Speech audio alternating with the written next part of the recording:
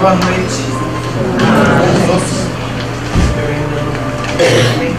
É muito bom poder voltar aqui fazia tempo que a gente não vinha. É sempre uma grande alegria poder trazer uma palestrante, não. O resultado do que a gente estuda, aquilo que a gente lê, vai aprimorando e reúne para dividir as ideias.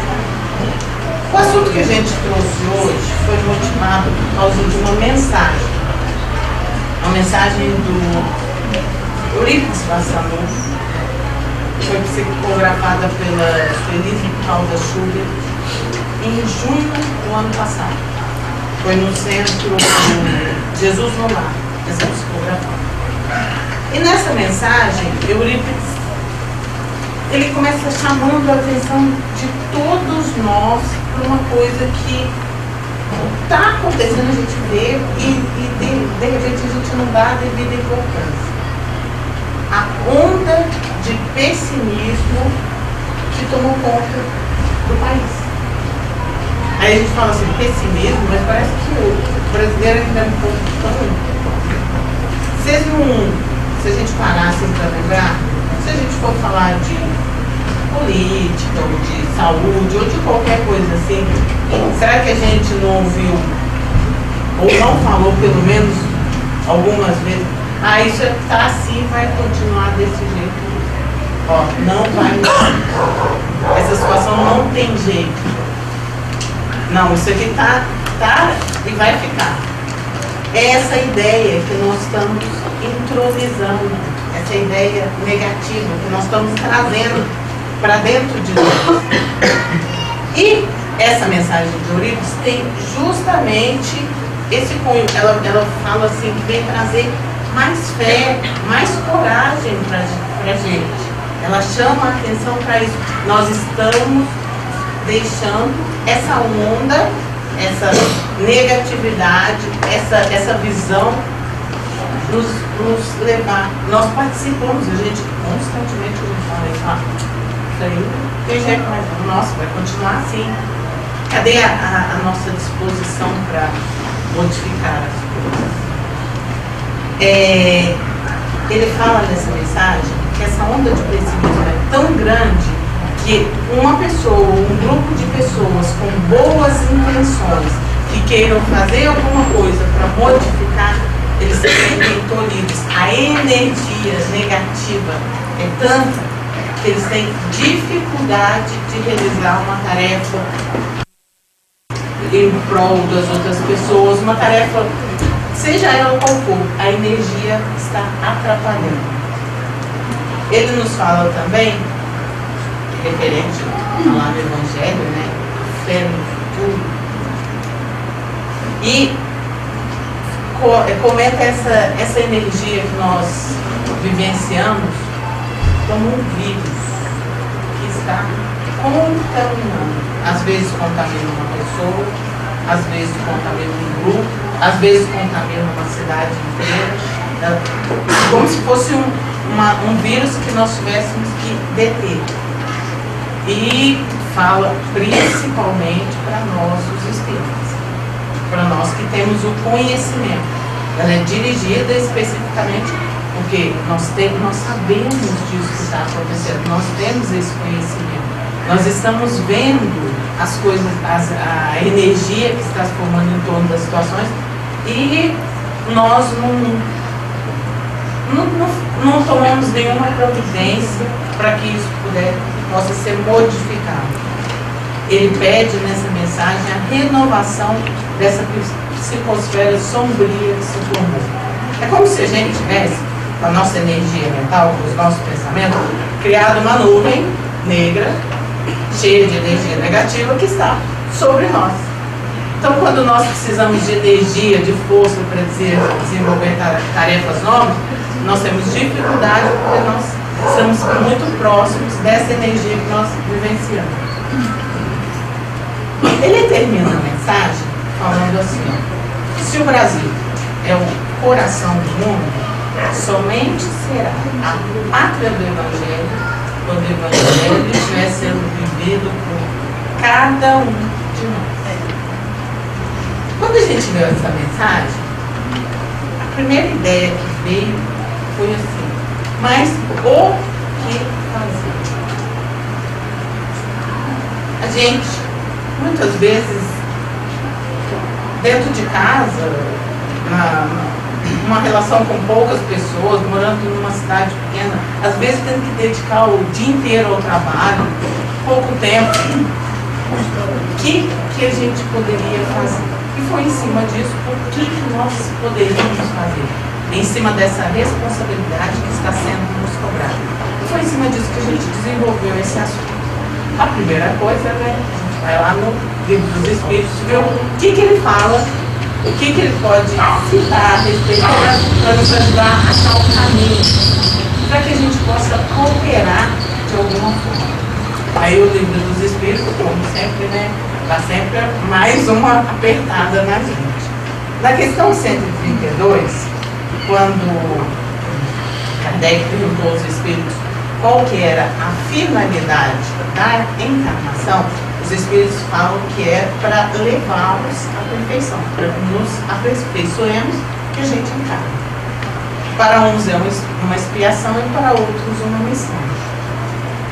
Que todos vão chegar à perfeição e por isso eles devem sofrer a vicissitude corpórea. A gente passa pelo corpo para que possa desenvolver, evoluir. Essa parte aí a gente já conhece bastante, porque a gente já estudou bastante essa parte da questão. Mas, se a gente for ver a continuação, fala assim, ó, a encarnação tem ainda uma outra finalidade, que é por o espírito em condição de enfrentar a sua parte na obra da criação.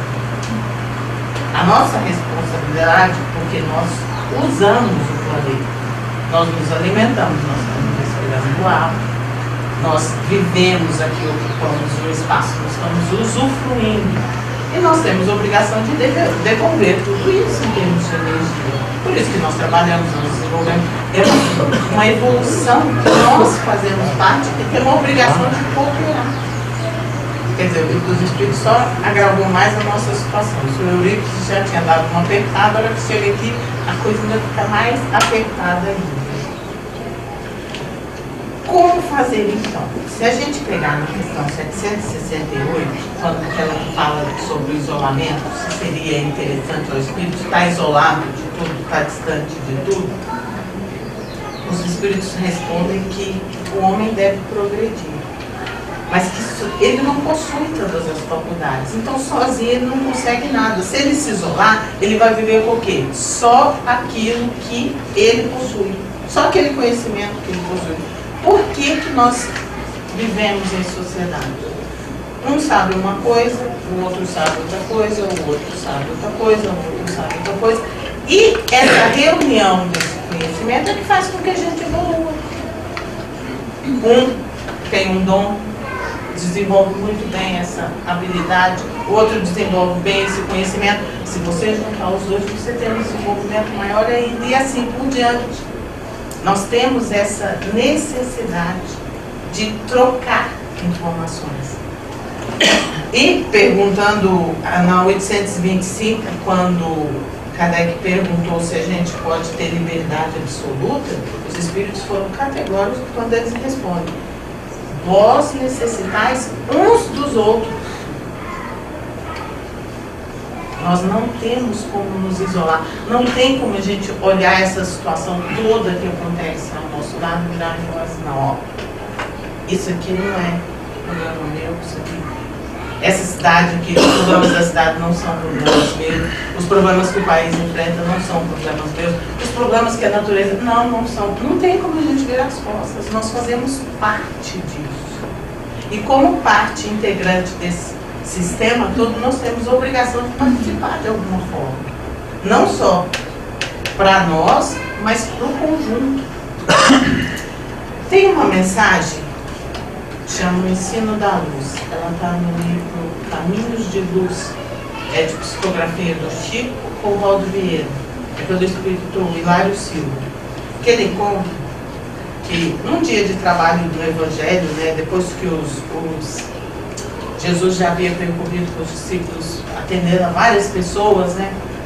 Que Tadeu se aproxima dele e pergunta para ele: qual que é o nosso maior dever na execução do Evangelho para as criaturas? Qual que é a nossa maior obrigação? Aí o Jesus do céu, tens aquela parada. A gente, uma vez comentando, essa parada, igual aquela hora que ele está com a mulher adúltera, que ele começa a desenhar o peixe no chão. Essa mesma parada. A gente fala assim, Jesus não precisava parar para pensar. A gente fala que ele pensou. Não, ele está dando tempo para a gente pensar. A parada dele foi para que a gente visualizasse a questão, porque ele não precisava. Como um espírito já evoluído, ele não precisaria pensar. Aí ele olha e fala em seguida: tinha uma grande tempestade, mas uma tempestade muito grande se formou. E muitos viajantes numa estrada. E a hora que todo mundo viu aquela tempestade, eles viram um casarão abandonado. E esse casarão todo fechado. E as pessoas vindo aquela tempestade sem ter para onde correr, correu todo mundo para dentro do casarão, para se abrigar daquela chuva que estava vindo. E eles estavam todos lá dentro, abrigados, e começou a anoitecer, a escurecer.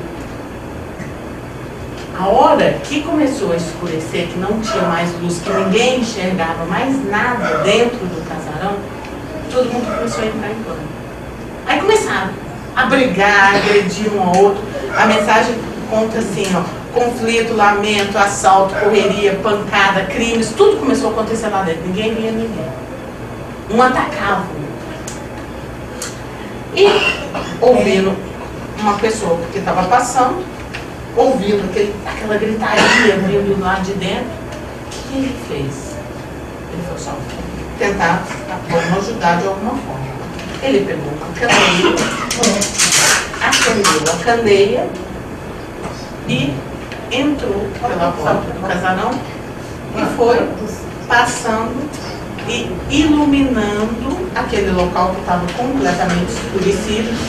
E as pessoas que estavam lá dentro começaram a se ver, a enxergar umas às outras. A luz da candeia pôde fazer com que elas vissem onde elas estavam e o que elas estavam fazendo, o que estava acontecendo ali dentro. Aí, a hora que eles começaram a ver, aí que eles puderam notar o disparate das coisas que eles estavam fazendo. Há pouco tempo atrás eles estavam caminhando junto. Depois que escureceu tudo, o que eles fizeram? Eles começaram a atacar uns aos outros. Aí começaram a ver uns aos outros, começaram a ver as portas, enxergar o local por onde eles deviam sair. E foram saindo tranquilamente, cada um envergonhado, né, daquilo que eles estavam vivenciando ali agora há pouco, e saíram. Aí o mestre parou de novo e fala assim: se a luz do bom exemplo estiver entre nós, os outros perceberão com facilidade o caminho. Aí Tadeu pergunta para ele: mas o que a gente faz para conseguir isso? Conseguir ter a luz? E Jesus responde: procuremos o reino de Deus e sua justiça. Isso é, vivamos o amor puro e a consciência também. E tudo mais nos será acrescentado. Pensando dessa forma, como conseguir para nós essa luz? Para que nós possamos fazer alguma coisa, ajudar de alguma forma. Como buscar essa luz? Um exemplo, mas agora é interessante a gente falar de Nosso Lar. Todo mundo já assistiu o filme, a maioria já leu o livro, então já está todo mundo orientado na história, todo mundo já conhece a cidade, então fica fácil da gente contar. Nosso Lar é uma cidade que já está num nível de evolução maior. Isso aí é usado com frequência.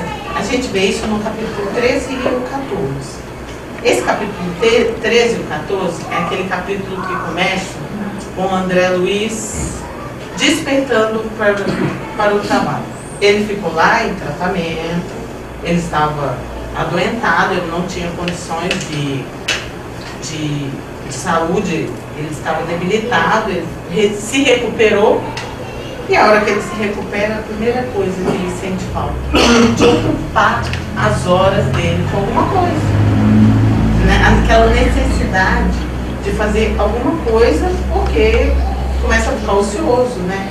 Se a gente, quando a gente está meio debilitado, a gente se conforma bem, fica mais sossegadinho, mas a partir do momento que a nossa energia volta, que a nossa vitalidade volta, a gente cansa de ficar ocioso. A gente quer ocupar com alguma coisa. E ele queixa que estava se sentindo como um agricultor com as mãos amarradas. Ele havia sido médico na terra, havia desprezado aquela oportunidade de trabalho, que seria uma oportunidade que ele poderia ter aproveitado muito maior, de uma forma muito melhor, mas que a cegueira que ele vivenciou aqui quando ele estava aqui, ele não conseguiu aproveitar.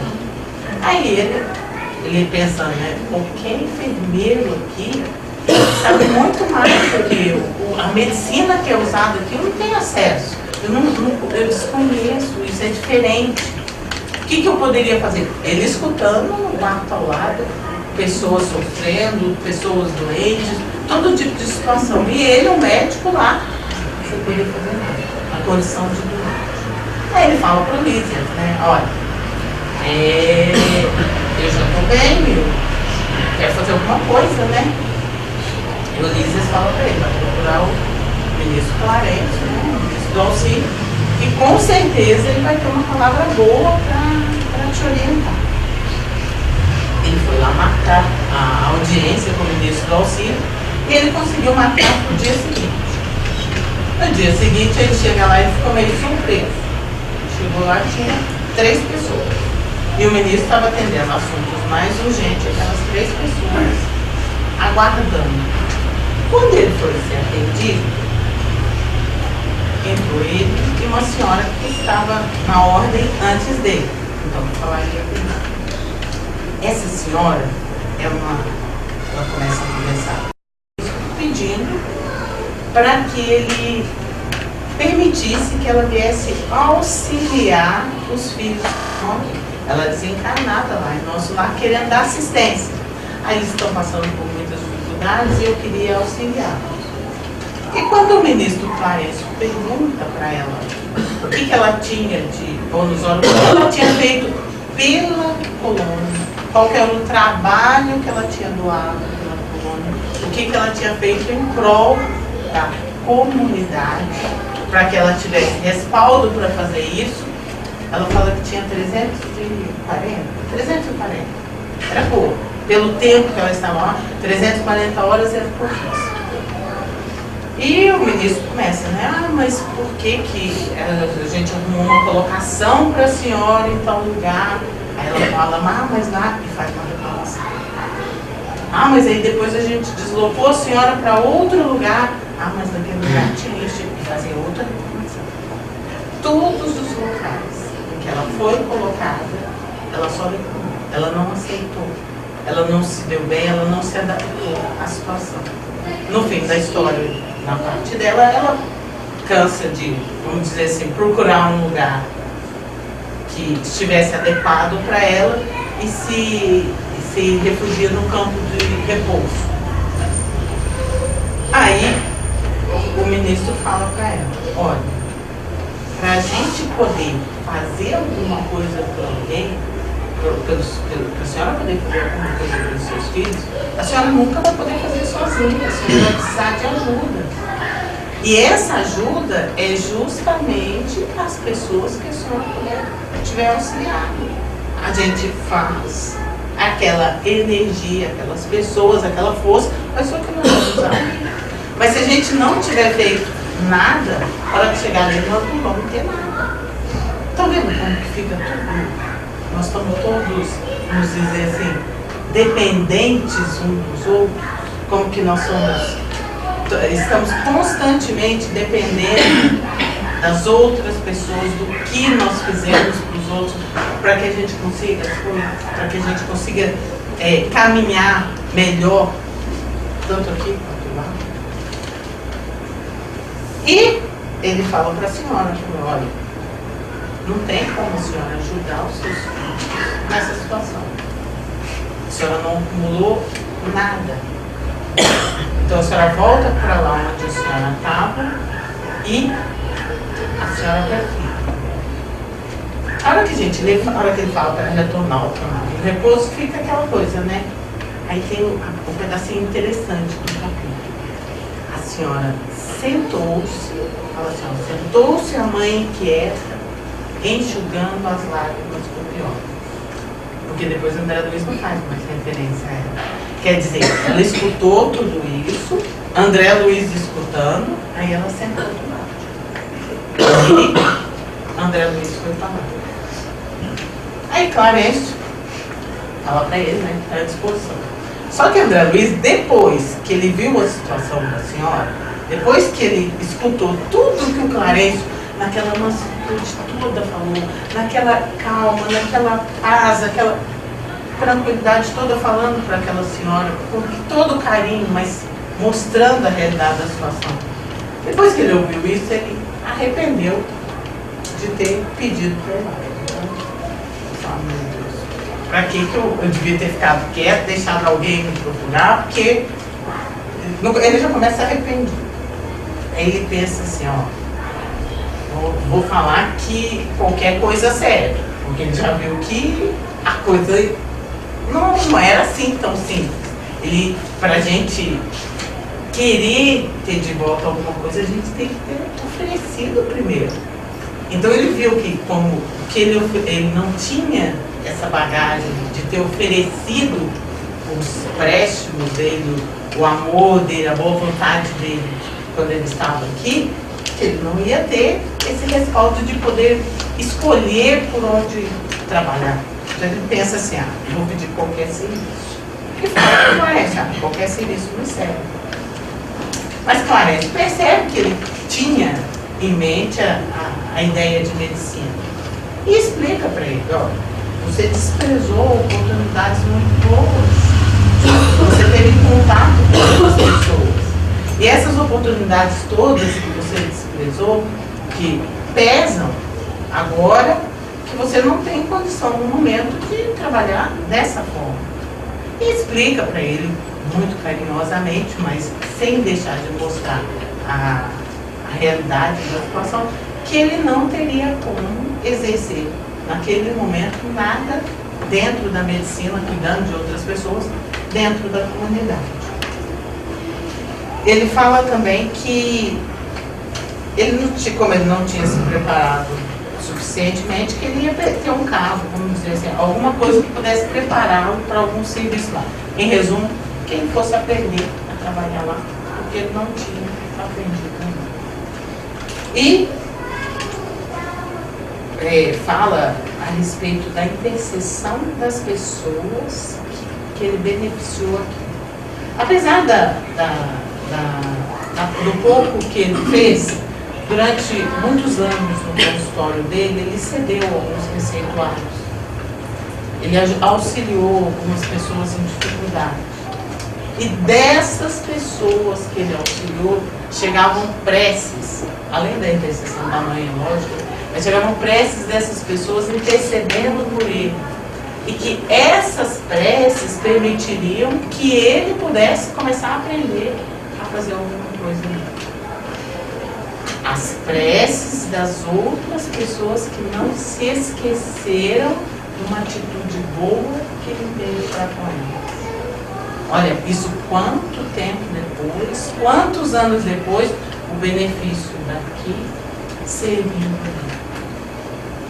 Mas para que a gente trouxe? A primeira vez que André Luiz chorou de alegria em nosso lar foi nesse momento. Foi na frente de Clarencio. Foi a primeira vez que ele teve a emoção de chorar de alegria. De ter restituído a chance de desenvolver alguma atividade. Mesmo que ele tivesse, vamos dizer assim, que retroceder, né, no padrão humano, retroceder e aprender de novo. O que ele não aprendeu dentro da medicina que ele exerceu aqui. Mas por que a gente trouxe essa história? Olha o interessante. Lá dentro de nosso lar, o ministro usando um sistema de influenciação. De exemplo, ele colocou 2 pessoas para que o tempo rendesse e para que o que aconteceu com uma servisse para o que a outra estava ouvindo. E eu frisei bem quando aquela parte que fala que a senhora sentou-se e enxugou as lágrimas, porque ela também ficou ouvindo a história de André Luiz.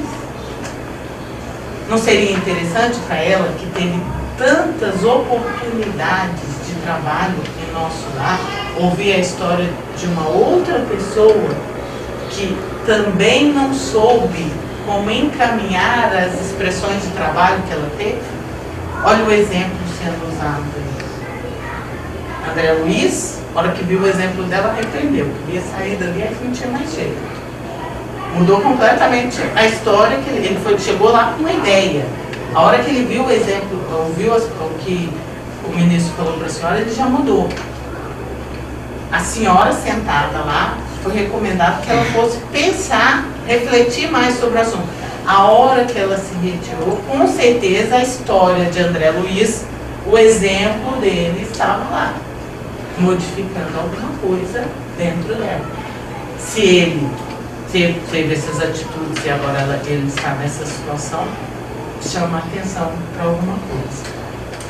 E foi aí que a gente falou, gente, mas é tão interessante isso, olha o que nós temos na mão e não tomamos o cuidado de usar. Essa capacidade de influenciar, deixar o nosso um exemplo. Se a gente não pode mudar, mas a gente pode fazer e deixar. Cientificamente falando, no trabalho da Universidade de Nottingham, doutora Antônia Hamilton, o nosso corpo é preparado para copiar. A gente tem uns neurônios que chamam de neurônios espelhos. Então, são um tipo de neurônio que, quando a gente vê uma ação, a gente copia. Isso aí está dentro do nosso cérebro. É assim que a gente aprende, né? A professora faz um exercício, o aluno vê o exercício feito e consegue desenvolver o outro. A criança vai aprender a falar, nós falamos a palavra para que ela possa copiar. Aí a criança começa a desenvolver, ela vai começando a fazer as coisas do jeito que ela nos vê fazendo, não é? Tudo que nós fazemos, ela vai copiando. Então quer dizer que nós nascemos usando a imitação, nós copiamos. E nesse trabalho científico, a doutora chegou, fizeram, é um trabalho complexo, eles fizeram várias ressonâncias no cérebro, comprovando o trabalho cerebral em cada momento. Botava uma figura, fazia ressonância, a pessoa tendia a copiar aquela atitude e vendo onde que estava no cérebro. E a doutora descobre também que nós tendemos a copiar e a imitar aquilo que nós vemos. Então quer dizer, quanto mais a gente vê, mais nós estivermos enxergando a situação, mais nós vamos estar copiando aquilo para a nossa vida. Dentro desse mesmo trabalho tem mais uma coisa. Olha, então, a gente copia. Nós vemos as coisas acontecendo e tendemos a fazer igual. É um ponto. Os neurônios trazem isso para dentro do nosso cérebro. A gente copia aquilo que a gente vê.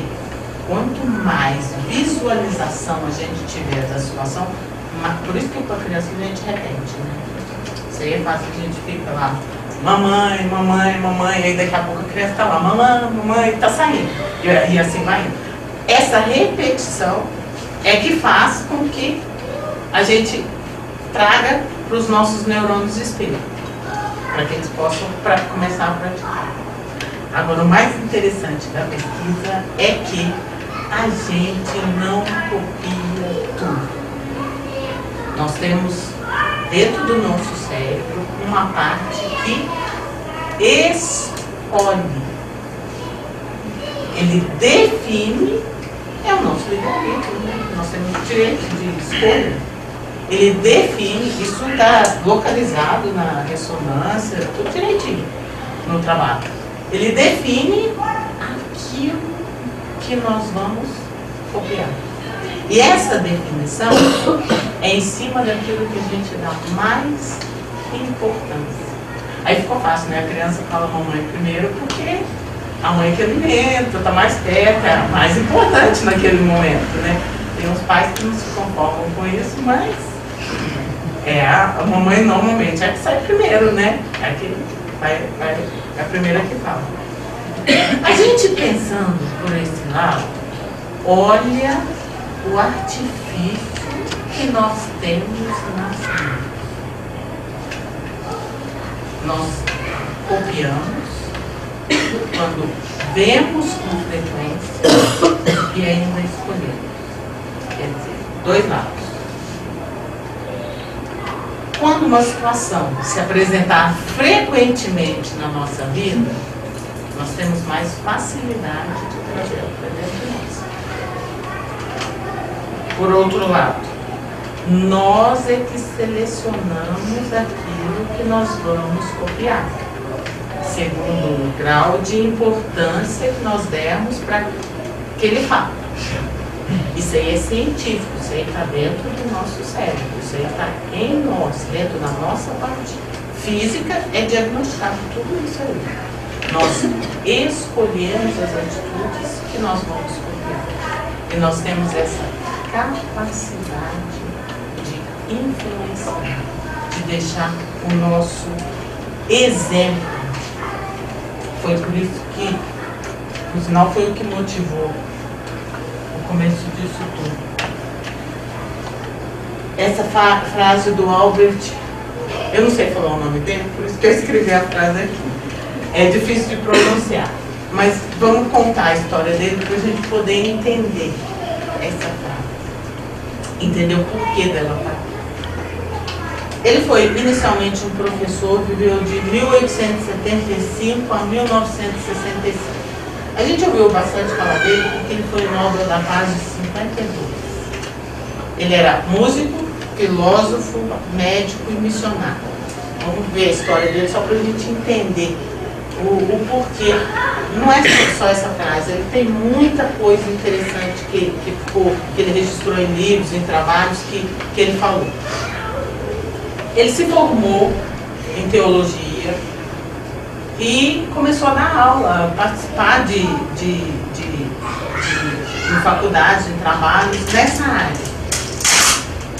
E visualizando uma situação na África, que estava uma quantidade muito grande de doenças, uma falta muito grande de médico, ele, já uma pessoa, naquele momento, que era em torno de 1900 e pouquinho, ele já estava estabilizado, com uma carreira definida, trabalhando naquela parte da teologia, filosofia, ministrando aula, tranquilo, sossegado lá.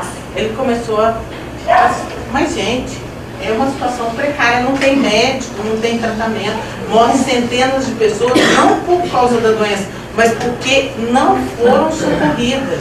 Eram doenças que tinham como ser tratadas, mas não tinha o socorro, não tinha nada à disposição.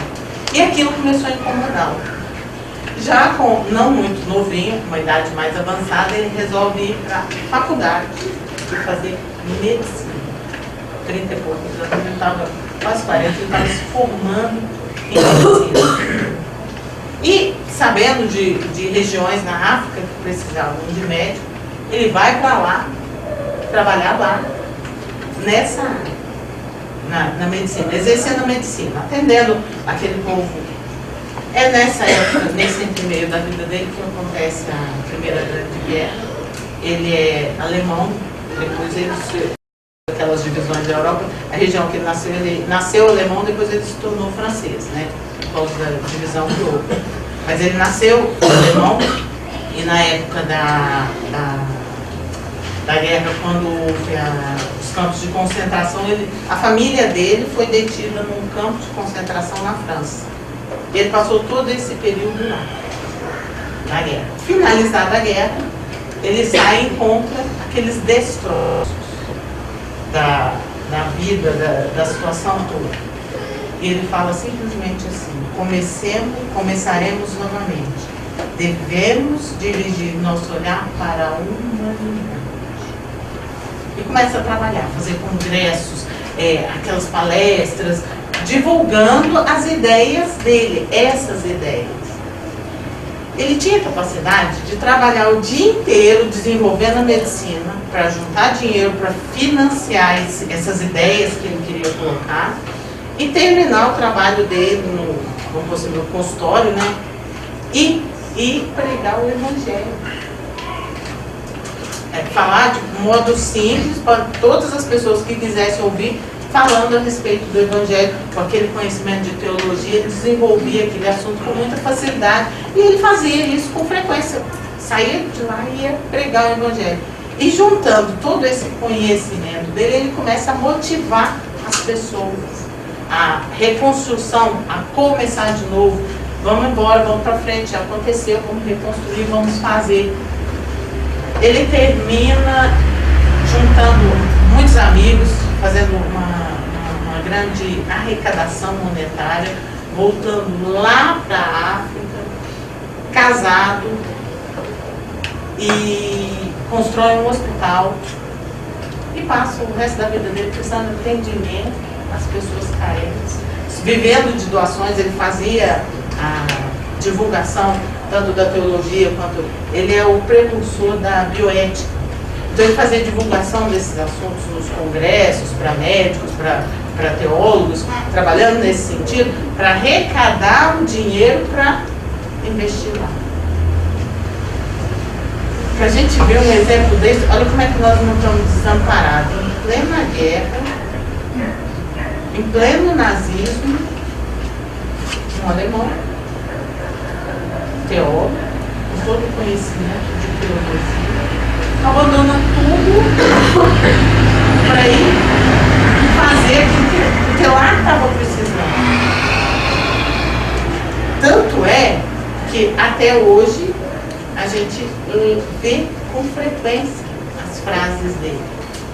Por quê? Porque as ideias que ele plantou, que ele publicou, as obras que ele escreveu, estão fazendo efeito até hoje. E uma das frases dele que a gente mais gosta é essa: dar o exemplo não é a melhor maneira de influenciar os outros. Paulo Freire, né?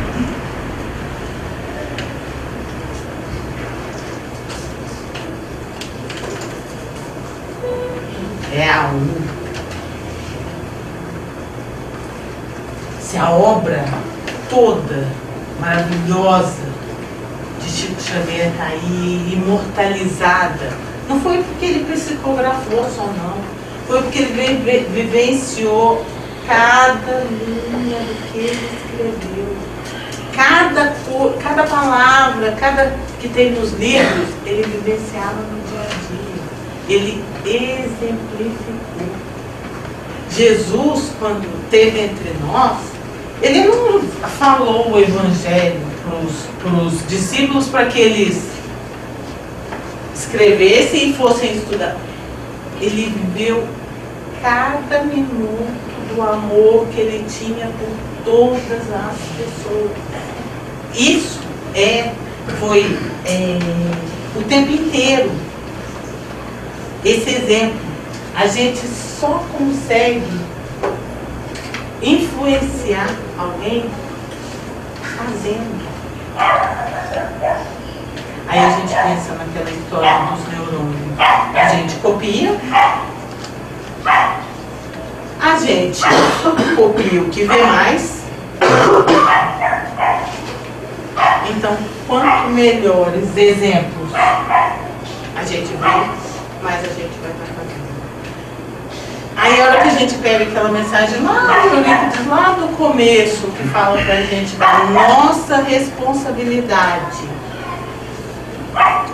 no contexto geral. Porque se nós não conseguimos manter a integridade do Evangelho como coração do mundo, a responsabilidade é nossa, a falha vai ser nossa, o atraso vai ser por nós, por nossa causa, por nossa responsabilidade. A hora que a gente vê isso, a gente fala assim, nós temos isso nas mãos. Essa capacidade de influenciar. Porque normalmente, a hora que a gente pensa em fazer alguma coisa, você quer ir e mudar a outra pessoa, quer mudar a situação. Ou então o que alguém lá de cima faz, né? Normalmente é o que a gente mais faz. A gente fala assim, ó, os políticos não resolvem, então quem sou eu que vou mudar alguma coisa? A gente tem isso, a gente pode. A gente vai fazer. É um lixo que a gente catar. Tem um lixo caído no chão. Ainda mais num lugar movimentado. Já fizeram isso na televisão, no shopping. Aí jogam um copinho sujo no chão. Passa uma pessoa, pega e põe no lixo. Dali a pouco, aquelas outras pessoas que viram, quando elas verem aquilo, elas começam a fazer. Estão vendo como que é a nossa responsabilidade? Nós estamos interagindo, nós estamos exemplificando. Nós não temos situação evolutiva para deixar um exemplo grandioso, mas se nós conseguimos deixar um exemplozinho para uma pessoa, nós já vamos ter modificado alguma coisa. Nós vamos ter cooperado de alguma forma. Só para a gente ilustrar, já que a gente falou tanto de exemplo, dessa responsabilidade, porque se nós estamos fazendo, as outras pessoas estão vendo, estão nos copiando. Se nós estamos vendo as outras pessoas fazerem, nós temos dentro de nós um pedaço do nosso cérebro que escolhe o que nós vamos copiar. Então, é essa responsabilidade de ter atitudes corretas é muito grande. Simplesmente o fato da gente fazer, nem que seja dentro do nosso próprio lar, já é a nossa construção. Talvez seja simplesmente isso que nós viemos fazer aqui. Exemplificar para meia dúzia de pessoas. Mas que o nosso exemplo possa mudar alguma coisa em torno de nós. Para a gente encerrar, um exemplo de um exemplo maravilhoso, para a gente levar essa ideia. Teve um festival em Florianópolis e uma jornalista levou essa história para lá, isso em 2006, esse caso. Muitos de vocês já devem conhecer porque ele foi bastante divulgado, mas é para a gente sentir como que a gente funciona junto, como que tudo acontece conosco, que não existe o eu vou, é o nós vamos. Que não existe eu faço, nós fazemos. Que nós não estamos isolados e que nós interdependemos uns dos outros. A história conta o seguinte: tinha um antropólogo estudando uma tribo na África. E ele terminou o trabalho dele. Ele não queria levar nenhuma modificação para aquela tribo, porque ela mantesse a originalidade ali, né? Então ele não queria ensinar nada para eles. Então ele foi na cidade, comprou um cesto cheio de doces e chamou as crianças para fazer uma brincadeira. Colocou aquele cesto de doce de um lado e as crianças do outro lado. E falou para as crianças assim, ó: quando eu disser já, vocês correm todos e quem chegar primeiro fica com todos os doces. Tá bom? Entenderam? Entenderam? Aí ele pega e fala já. Aí as crianças dão as mãos umas às outras, todas de mão dadas, vão caminhando para o cesto de doce e chegam todas juntas. A hora que ele olhou aquilo, acostumado a viver como a gente, isso é chamado um Ubuntu. Lá é uma filosofia, eles vivem assim. Ele foi ao encontro delas e perguntou, intrigado, né? Mas por que vocês fizeram assim? Aí ele falou, as crianças falam para ele, é o Ubuntu. Como que um de nós poderia ficar feliz se os outros estivessem felizes? Como? Então, dividiram todos. Ele ficou de cara, né? Com a situação. Mês e mês trabalhando lá na tribo, aquilo ali para ele foi uma surpresa. Ubuntu significa sou o que sou pelo que nós somos. Olha que interessante, não é tenho, não é o que nós temos. Sou o que sou pelo que nós somos. Não é pelo que nós temos, nós somos. A gente tendo essa consciência do tanto que é fácil desenvolver essa capacidade. É fácil ser bom.